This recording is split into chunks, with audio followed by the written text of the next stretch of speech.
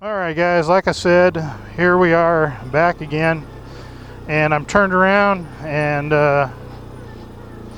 heading the other way now, and that way if something happens, or hey, if this ends up being exciting, I may run 2 videos. I don't know, we'll see what happens. But I'm in low range now, and 4-wheel drive is activated. And I can already tell I'd probably want to be running a little less tire pressure than I'm currently running for this trail. It's just, real hard on me because of how much it's beating me.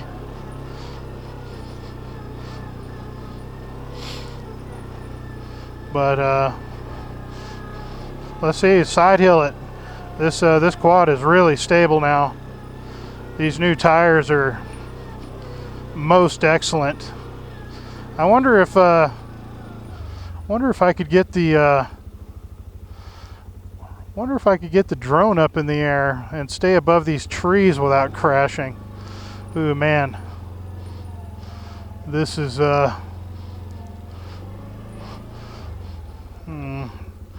this is how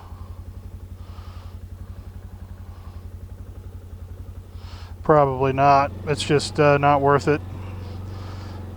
There's just too many trees. If this was open, like desert terrain, then. But autonomous modes are the way people crash. Especially the only drone I've got with me right now is my Altel Evo, and it doesn't have the best follow me modes and stuff like that. It doesn't do, as well as the DJI drones as far as that goes. I'm not sure about the new one. I'll probably skip this generation. As a matter of fact, I'm probably not going to get the Evo 2. I just don't see enough reason to. My Evo still works fine. I haven't had any problems with it. Knock on wood.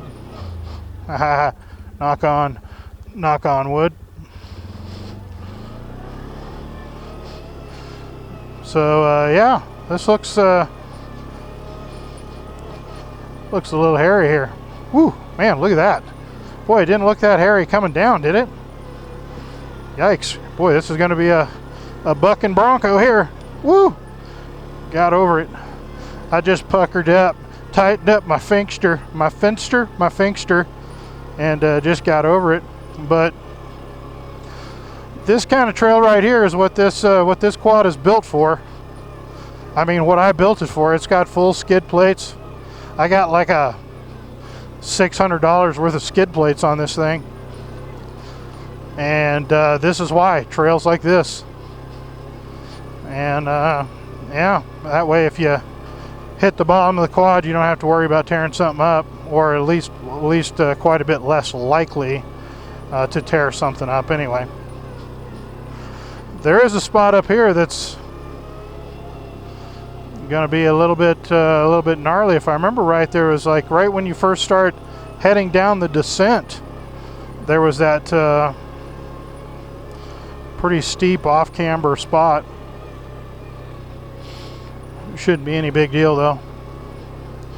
I'm wondering if a side-by-side is going to be able to do this trail. As my dad has a side-by-side. I don't, not sure if he'll have any trouble with the side-by-side or not.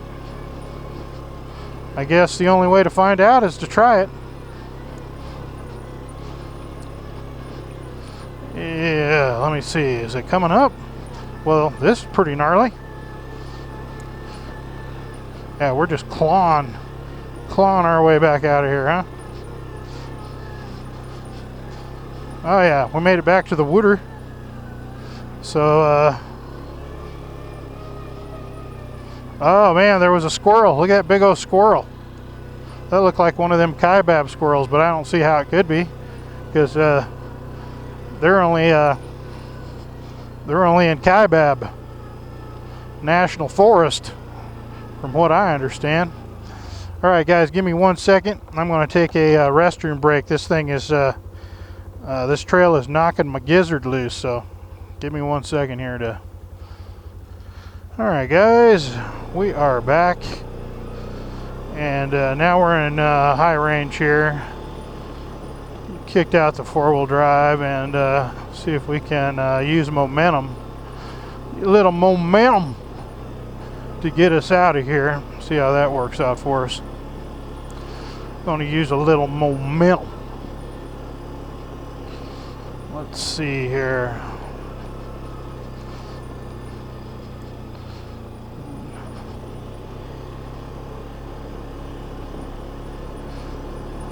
What is that in the tree over there? Oh, it's a tree in the tree. A fallen tree. I try not to go over stuff like this for too long without the 4-wheel drive being on, because it, like I've mentioned before, it wears out the back tires faster. But speaking of back tires, speaking of tires, I've had these tires on here a couple of years now. I got 700 miles on them. Is that right? That doesn't sound right. That sounds like a lot. Let me see.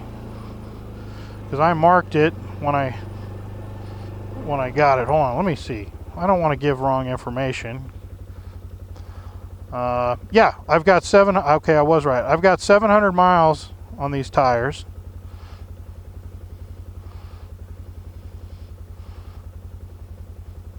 Come on, go back to speedometer. Okay. Okay, so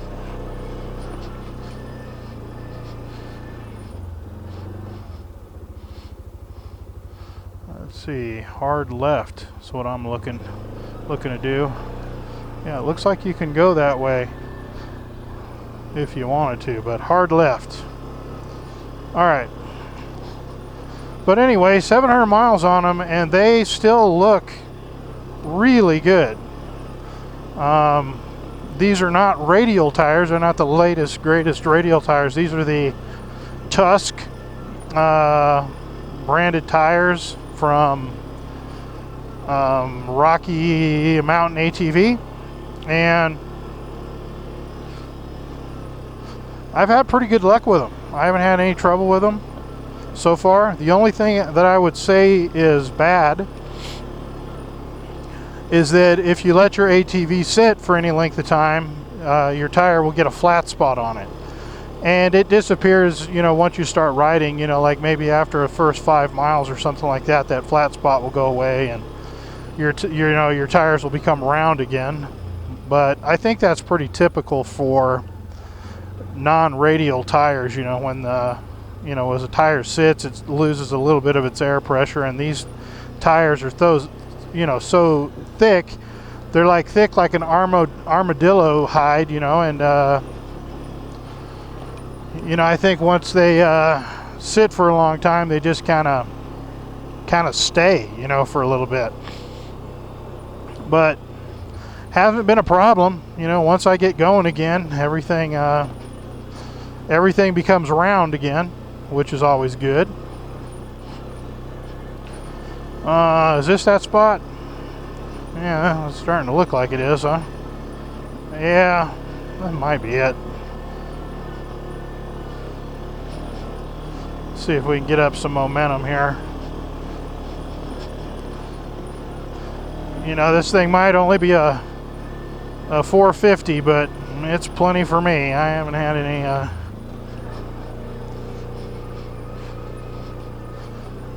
any problems in the power department. Yeah, sure, my Sportsman 700 had you know, power on tap or whatever, but you know, but it also broke parts left and right. You know, it was constantly breaking stuff, you know, so I mean, pluses and minuses, I guess. You know, if you like to go fast and you like gobs of power, well then yeah, you probably want a larger bore machine, but I wanted a really simple machine this time. This is a single cylinder, super easy to work on, and super cheap. Gets great gas mileage. It'll run all doggone day on a tank of gas. You know, I've put, I think my longest ride on this thing was 120 miles, and that was the day that I went to that ghost town of Swansea. Yeah, there was a lot of just like dirt road on that trail. And man, I still had like a quarter tank of gas when I got back. I mean, it's crazy. This thing will go for a really long time. Boy, this is a little steep here. I think I'm gonna stay on this side. Well, I guess I spoke too soon. Switch over.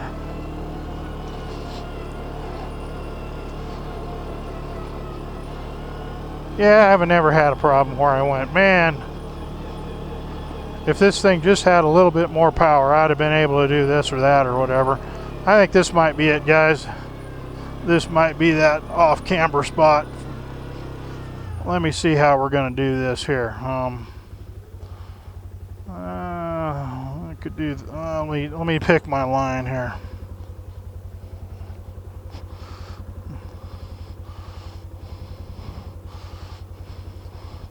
See, I just need it to rock back down a little bit here. Okay, I'm gonna kind of use the same line, I think. And like I said, if this starts getting hairy, too hairy, I can always break out the winch. But just a matter of getting over these spots right here. And I like hitting things as head on as I can, like that. That's just how I like to do it. Your mileage may vary on those, but that's how I do it. And I think from here we got pretty well smooth sailing after that, right? Maybe we'll stay locked in for a little while longer. You know, it's just the steering wears you out too. That's another thing when you're in four-wheel drive and got the front end all locked up and everything. A lot harder to steer.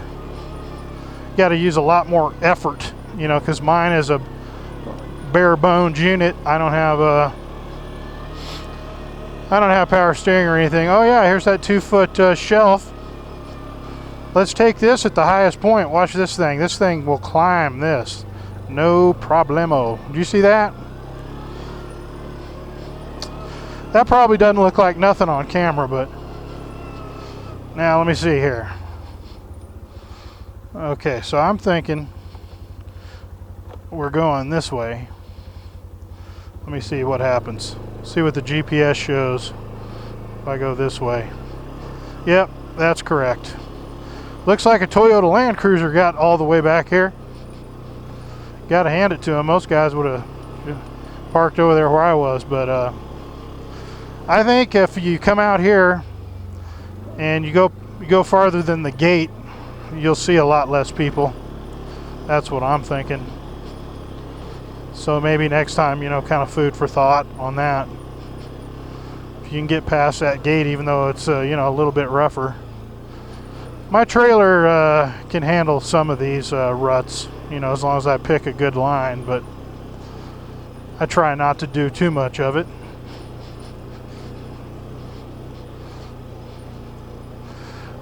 Well, guys, I think that'll probably about do it. I don't want to take you over the same boring stuff that I was doing before. Uh-oh, maybe I better keep it on. What do you got? Oh, I thought that was a policeman for a second with those red D-rings on the front. Thought that might have been a policeman, but it's not. Just a dude with a red D-ring. And we'll just scooch on by that guy. But yeah, you know, if you come up here without the ATV, you know, I could definitely get back in there for a little bit more, you know, one-on-one time with nature back in there. Okay, so look at this meadow, man. It's a really pretty meadow. I guess I didn't notice that on the way in. It's amazing when you know, turn around and go a different direction, how you'll see things you didn't see the first time or something, or you don't remember it or whatever. But that's a real pretty meadow right there. Well, on that note, guys, thanks for watching, and we'll catch you on the next ride, the next review, the next whatever it is. And really do appreciate you coming along with me. Like, comment, and subscribe. And we'll be seeing you on that end.